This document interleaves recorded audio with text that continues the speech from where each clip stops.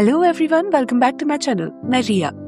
तो guys, chapter start करने से पहले मैं आप सबसे एक रिक्वेस्ट करना चाहती हूँ। प्लीज मुझे थोड़ा सा सपोर्ट जरूर करें, क्योंकि मैं फुल टाइम यूट्यूबर नहीं हूँ। मैं एक डांस टीचर भी हूँ और यूट्यूब मेरे लिए मेरा पैशन है। मुझे जेन्युइनली बहुत अच्छा लगता है स्टोरीज को नरेट करना और आप सबके साथ उन्हें शेयर करना। और ऑनेस्टली, हॉन्टिंग एडेलाइन मेरे लिए सिर्फ एक बुक नहीं थी। इस स्टोरी ने मुझे पर्सनली बहुत ज्यादा इफेक्ट किया था।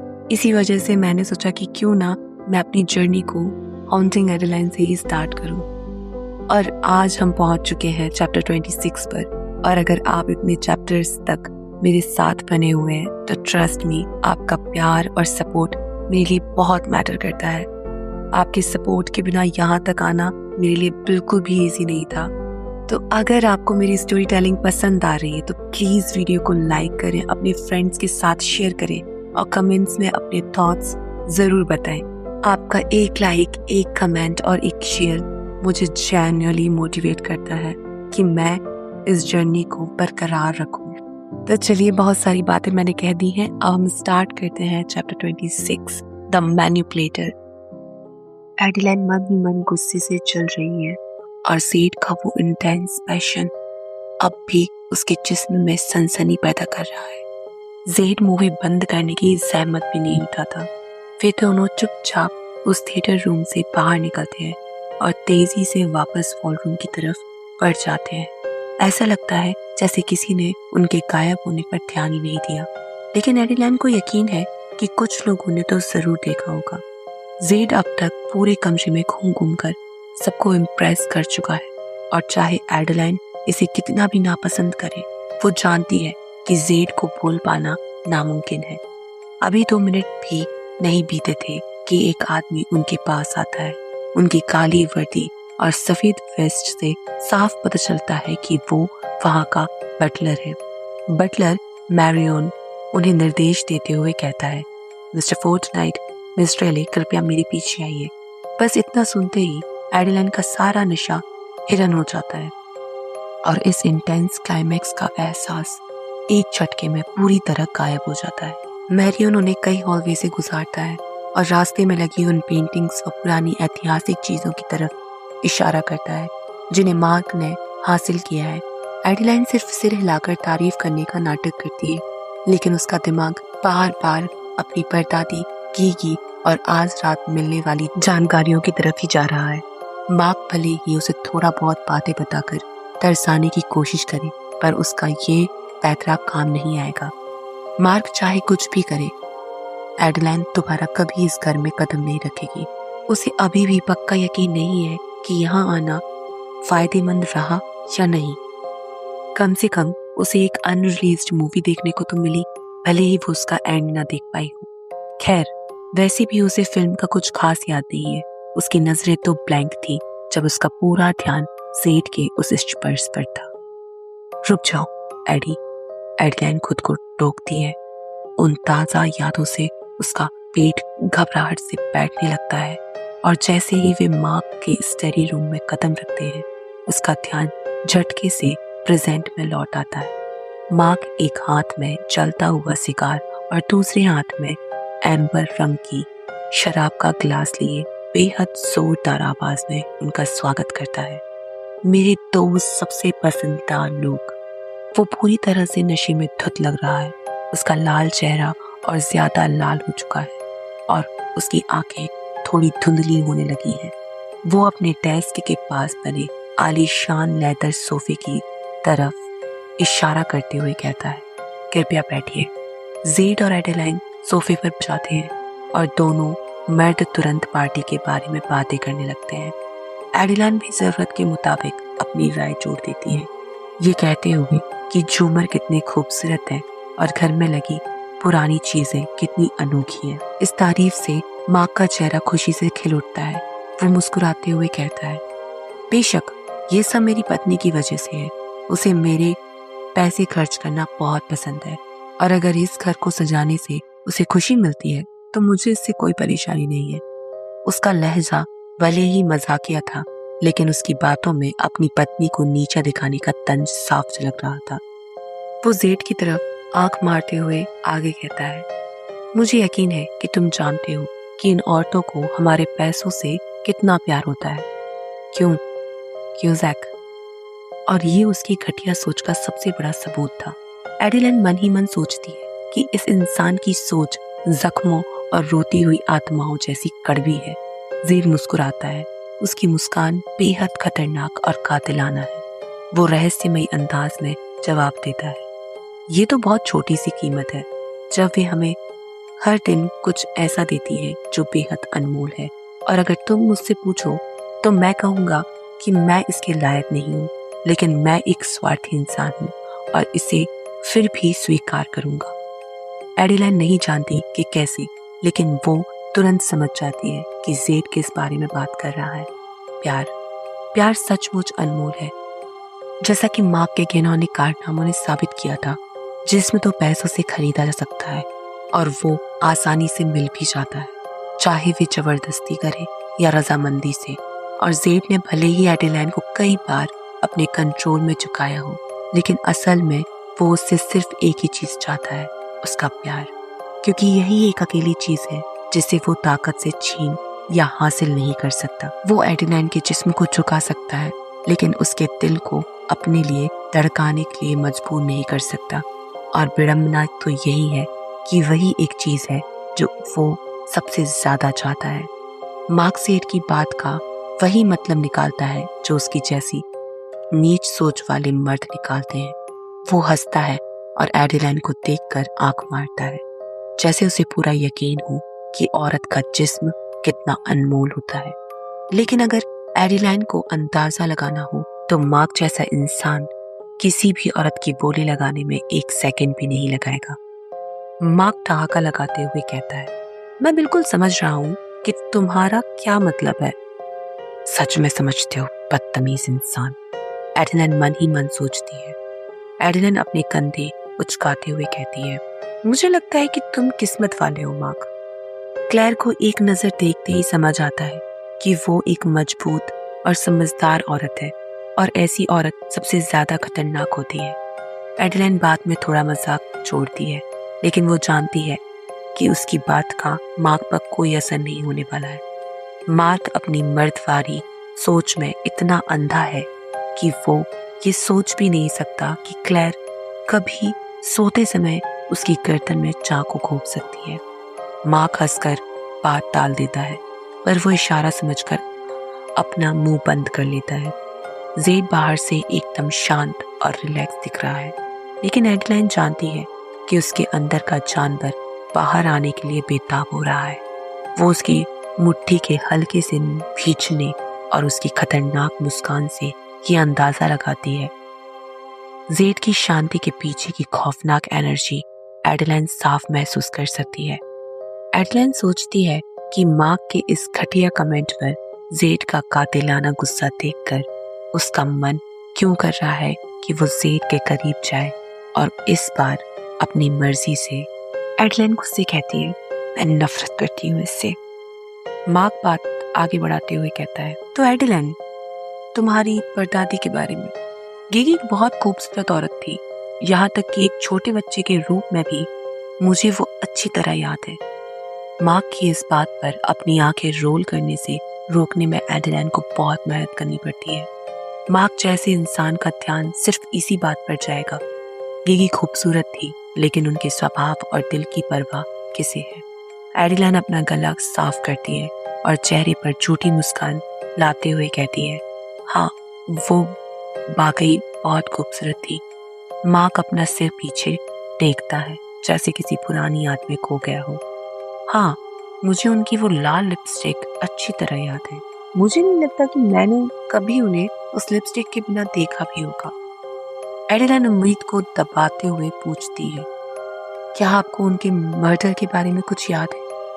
मार्क जवाब देता है, मुझे याद है कि जॉन उन्हें उस हालत में देखकर कितना टूट गया था। वो पूरी तरह से होश खो बैठा था और मेरे पिता को उसे शांत करने और ये पूछने में घंटों लग गए थे कि क्या हुआ था। एडिलाइन और गहराई से जानने की कोशिश करती है। आपने कहा था कि आपके पिता को लगता था कि मर्डर जॉन ने किया है, लेकिन क्या आपको लगता है कि ये कोई और भी हो सकता है? एडिलन पहले से जानती थी कि उसके परदादा जॉन की हालत बहुत खराब हो गई थी। पुलिस रिपोर्ट में भी लिखा था कि उन्हें शांत करने के लिए सेडेटिव देने की नौबत आ गई थी। लेकिन वो ये जानना चाहती थी कि मार्क के पिता फ्रैंक को इस केस के बारे में क्या पता था जो फाइलों में नहीं है।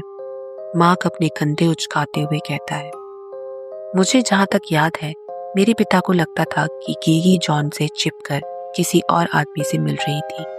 हालांकि मेरे पिता ये नहीं पता लगा सके कि वो आदमी कौन था, इसलिए उन्होंने इसकी जांच नहीं की। लेकिन मेरे पिता को लगभग पूरा यकीन था कि इसी वजह से जॉन ने अपना आपा को खो दिया और गीगी का मर्डर कर दिया। एडिलन अपनी होंठ भींचती है और जेड की तरफ देखती है। जेड पहले से ही उसे एक अनरीडेबल एक्सप्रेशन से खोज रहा था।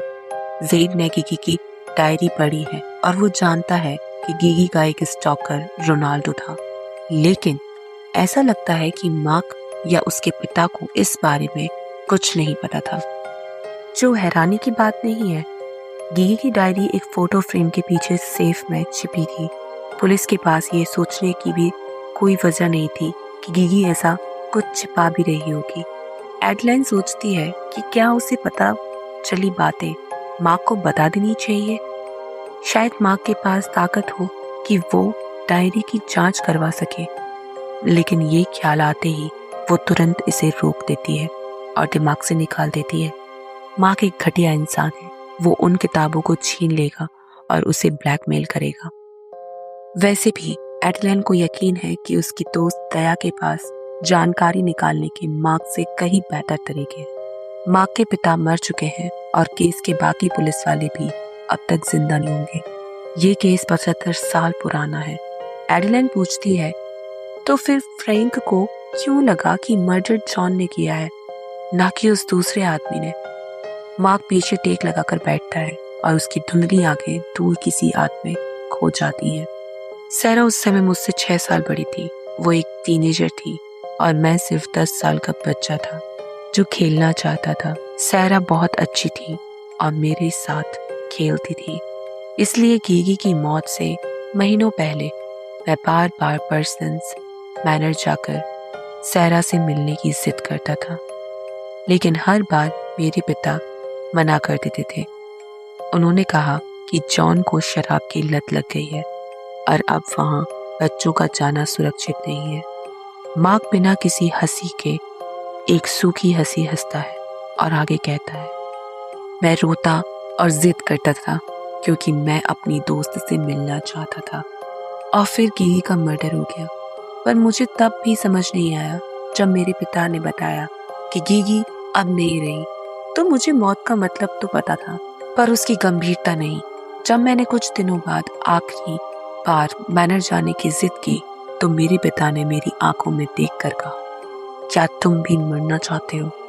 मैं वो कभी नहीं भूल सकता। ये सुनकर मेरा खून जम गया था। मैंने दोबारा कभी नहीं पूछा और आखिरकार सैरा से दूर हो गया। एडिलन का दिल बैठ जाता है और उसकी रीढ़ में ठंडक दौड़ जाती है। नाना ने कभी अपने पिता जॉन के बारे में ज्यादा बातें नहीं की थी। उन्होंने बस इतना बताया था कि गीगी की मौत से पहले वो एक बहुत अच्छे पिता थे।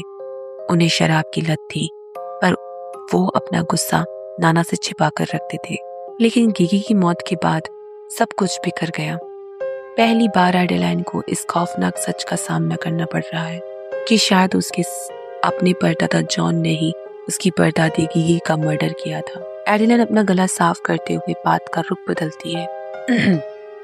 मेरी नानी ने बताया था कि उन्हें जुआ खेलने की आदत थी।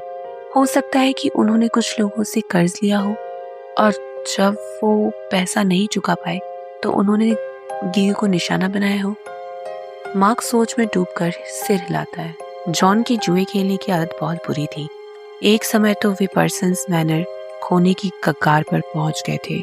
वे सिर्फ इसलिए बच गए क्योंकि गीगी ने टैक्स और कर्ज चुकाने के लिए पैसों का इंतजाम कर लिया था। एडिलन अपने होंठ भींच लेती है। डायरी के मुताबिक वो कर्ज माफिया के बंदे रोनाल्डो ने चुकाया था। लेकिन गीगी ने जॉन से झूठ बोला था कि उसने अपनी किसी सहेली से पैसे उधार लिए हैं। एडिलन सोचती है कि क्या रोनाल्डो ने जॉन का सारा कर्ज चुकाया भी था या उन कर्जदारों को मार दिया था जिससे गीगी के नए दुश्मन बन गए हों। अगर ऐसा है तो इतिहास खुद को दोहरा रहा है। एडेलिन पूछती है, फिर उसने उन लोगों का कर्ज कैसे चुकाया जिनसे उसने पैसे लिए थे? मार्क अपनी ड्रिंक खत्म करके दोबारा ग्लास भरता है। पता है, अब जब मैं सोचता हूँ तो मुझे एक बात याद आती है। मेरे पिता ने जॉन से कहा था कि वो जुआ छोड़ दे, पर जॉन नहीं माना। उन्होंने बताया कि जिस आदमी का उस पर कर्ज था वो एंजेला सैल्वाटोर था, जो उस दौर का एक बहुत कुख्यात क्राइम लॉर्ड था। लेकिन पता चला कि एंजेला के राइट हैंड मैन रोनाल्डो ने एंजेला को मना लिया कि वो जॉन को मारने की बजाय अपने यहाँ काम पर रख ले। एडेलिन को अपनी आंखें फटने से रोकने के लिए बहुत हिम्मत जुटानी पड़ती है। जॉन रोनाल्डो के बीच के लिए काम कर रहा था। गीगी को इस बारे में बिल्कुल नहीं पता था। एडेलिन पूछती है, उन्होंने उसे काम पर क्यों रखा? उसे मार क्यों नहीं दिया? मार्क एक नया सिक्का निकालते हुए कहता है, वो उसे मारने ही वाला था। मैं कभी नहीं भूल सकता कि मेरे पिता उस पर कितना चिल्लाए थे। जॉन ने बताया कि एंजेला ने उसकी कनपट्टी पर बंदूक रख दी थी और ट्रिगर दबाने ही वाला था कि रोनाल्डो ने बीच में आकर बचा ली। रोनाल्डो ने एंजेला से कहा कि जॉन से काम करवाकर कर्ज वसूल किया जाए और ये पैतरा काम कर गया। तो रोनाल्डो ने जॉन की जान बचाई थी। एडेलिन जानती है कि उसने ऐसा सिर्फ गीगी के लिए किया था। एडेलिन पूछती है, क्या आप जानते हैं कि वो एंजेलो के लिए क्या काम करता था? मार्क मुस्कुराते हुए कहता है, जॉन उस जमाने में एक अकाउंटेंट था, नंबरों का बहुत पक्का। मुझे पूरा यकीन है कि वो एंजेलो के काले धन को सफेद करने में मदद करता था, पर ये कभी साबित नहीं हो सका। एडेलिन हैरान होकर कहती है, अगर वो पैसों और नंबरों में इतना तेज था तो जुए में इतना बुरा क्यों था? वो तो ताश के पत्ते गिनकर भी जीत सकता था। मार्क पीठ पकड़कर हंस पड़ता है, तुम बहुत मजेदार लड़की हो एडी। तुम सही कह रही हो। अगर जॉन होश में खेलता तो बड़ा दाव जीत सकता था, पर वो शराब पीना बंद नहीं कर सका। एंजेलो ने साफ कह दिया था कि काम पर शराब पीकर आए और पैसे में गड़बड़ी की तो सीधा गोली मार दी जाएगी। एडेलिन पूछती है, क्या ये बात फ्रैंक ने डिटेक्टिव्स को नहीं बताई? जब उन्हें लगता था कि जॉन दोषी है, उन्होंने इसकी जांच नहीं की। मार्क सूखी हंसी हंसता है, क्या तुमने कभी किसी मॉब बॉस पर अपराध करने की कोशिश की है? इतना आसान नहीं होता बच्ची। उनकी जेब में हर तरह के लोग होते हैं। सबूतों की कमी की वजह से केस बंद कर दिया गया। अगर मेरी राय मानो तो जॉन को खतरे का चस्का लग गया था, और चाहे गीगी का अफेयर हो या वो जॉन को छोड़ना चाहती हो, उसने आपा होकर गीगी का मर्डर कर दिया। एडेलिन का दिल खौफ से भर जाता है। ये थ्योरी सच लग रही थी, बहुत सच। एडेलिन अपनी ड्रेस से खेलते हुए अपना आखिरी सवाल पूछती है, मेरा बस एक आखिरी सवाल है, फ्रैंक ने जॉन का साथ क्यों छोड़ दिया? वे तो सबसे अच्छे दोस्त थे, तो उन्होंने जॉन पर शक करने के बजाय उसे बचाने की कोशिश क्यों नहीं की? मार्क सिगार का धुआं उड़ाते हुए कहता है, मेरा मानना है कि उसने जॉन का असली चेहरा देख लिया था और गीगी को इंसाफ दिलाने का फैसला किया, भले ही इसके लिए अपने सबसे अच्छे दोस्त को जेल भेजना पड़े। शराब, गुस्से और माफिया के साथ जुड़ने के बाद जॉन एक हिंसक इंसान बनता जा रहा था। एडेलिन को मार्क के पिता के लिए हमदर्दी महसूस होती है। वो इस भयानक जुल्म और धोखे के खेल में पिस गए थे। मार्क बात खत्म करते हुए कहता है, खैर मुझे लगता है कि आज रात के लिए इतना काफी है। कुछ हफ्तों में हमारा एक एनुअल चैरिटी इवेंट है। मैं उम्मीद करूंगा कि तुम दोनों वहां आओगे और हम इस पर और बात करेंगे। जेड तुरंत बीच में टोकते हुए एडेलिन को जवाब देने से बचा लेता है, मैं अपना शेड्यूल चेक करूंगा। मार्क झूठी मुस्कान के साथ सहमत होता है। बेशक। मार्क अगले 1 घंटे तक अपने काम के बारे में बकवास करता रहता है, शराब पीता है, सिगार फूंकता है और पूरी तरह धुत हो जाता है। एडेलिन उसकी बातों पर ध्यान नहीं देती। वो सोच रही है कि कैसे गीगी का मर्डर उसके अपने पिता ने किया होगा। एडेलिन जेड की तरफ देखती है। जेड भी बेहद खतरनाक है। एडेलिन सोचती है कि अगर उसे कभी ज़ेड से प्यार हो भी गया तो ज़ेड भी किसी दिन उसके खिलाफ खड़ा हो सकता है। अचानक मार्क का फ़ोन फिर बजता है। चौथी बार फ़ोन बजने पर मार्क का चेहरा गुस्से से लाल हो जाता है। ज़ेड पूछता है, सब ठीक है? मार्क नशे में अपना फ़ोन जेब में रखने की कोशिश करता है पर गिरा देता है। शराब के नशे में जब वो फ़ोन उठाता है तो एडेलाइन को वो अंदर और बाहर दोनों से एक घिनौना और बदसूरत इंसान लगता है। मार्क हकलाते हुए कहता है, हाँ, मेरे कुछ साथी किसी बेवकूफाना लीक हुए वीडियो को लेकर परेशान हो रहे हैं। ज़ेड का शरीर एकदम तन जाता है पर चेहरा शांत रहता है। लीक हुआ वीडियो? मार्क बात घुमाने की कोशिश करता है पर ज़ेड के जबड़ों की नसों में खिंचाव आ जाता है। मार्क कहता है, हाँ, पर मैं उनसे कह रहा हूँ कि चिंता की कोई बात नहीं है। हमारी सीक्रेट सोसाइटी इसे संभाल लेगी और किसी को कानो कान खबर नहीं लगेगी।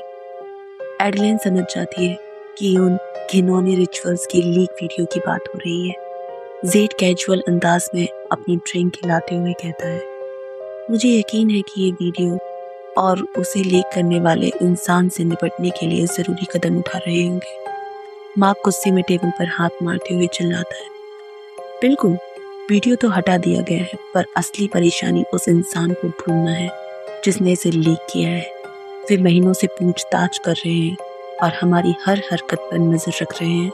ज़ेड शांत आवाज में कहता है, खैर, मामला जो भी हो, मुझे यकीन है कि ये जल्द ही सुलझ जाए। मार्क नशे में धुत होकर बड़बड़ा रहा है कि अगर उसकी सीक्रेट सोसाइटी को किसी गड़बड़ी या चालबाजी का शक हुआ तो वे कुछ ही घंटों के भीतर सब कुछ समेटकर दूसरी जगह शिफ्ट हो जाएंगे। मार्क अपनी ही धुन में बुदबुदाते हुए कहता है, अच्छी बात यह है कि हमारा कुछ नहीं बिगड़ सकता। अगर हम में से कोई गायब होता है और सोसाइटी को किसी साजिश का शक होता है तो सबको पता चल जाएगा कि कसूरवार कौन है। एडलाइन को साफ सुनाई नहीं देता पर उसे लगता है कि मार्क के मुंह से ज़ेड के नाम का पहला अक्षर यानी ज़ैड निकला है। कमरे में एक भारी खामोशी छा जाती है। ऐसा लगता है जैसे ज़ेड को खुद को संभालने के लिए कुछ पल चाहिए। मार्क इतना नशे में है कि उसे होश ही नहीं है कि उसके मुंह से क्या क्या राज बाहर निकल रहे हैं।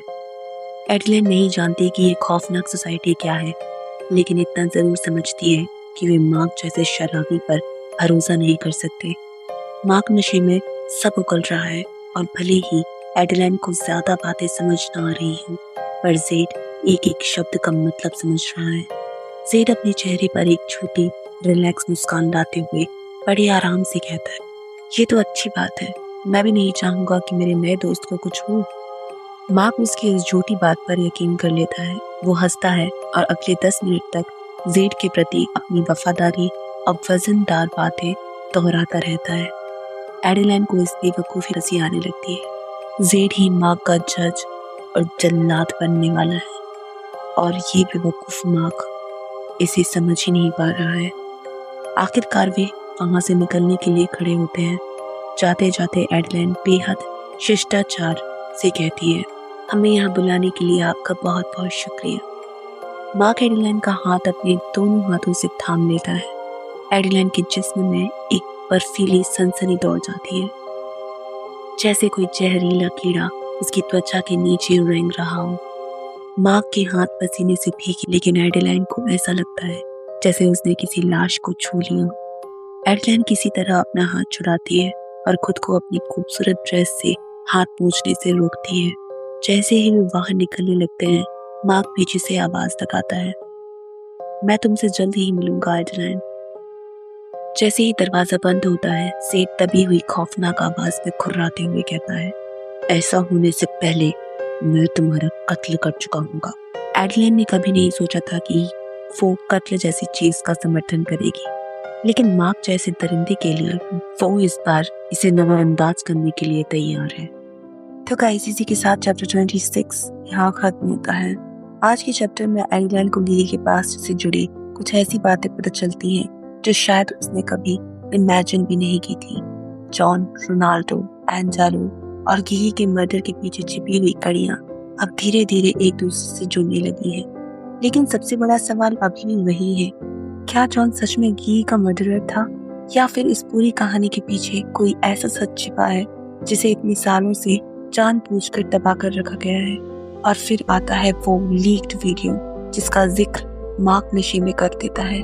जेड के लिए ये सिर्फ एक रैंडम कन्वर्सेशन नहीं थी, उसे एहसास हो चुका था कि इस घर के अंदर जितना दिख रहा है उससे कहीं ज्यादा कुछ छिपा हुआ है। अब सवाल ये है, क्या जेड इस सीक्रेट सोसाइटी के असली चेहरे तक पहुंच पाएगा, और क्या एडिलाइन को गी की डेथ का पूरा सच मिल पाएगा। अगर आपको आज का चैप्टर इंटरेस्टिंग लगा हो तो वीडियो को लाइक करना बिल्कुल मत भूलिएगा। इसे ज्यादा से ज्यादा शेयर करो और कमेंट्स में जरूर बताना कि आपको क्या लगता है, गी को आखिर किसने मारा था। मिलते हैं नेक्स्ट चैप्टर में, तब तक के लिए बाय बाय।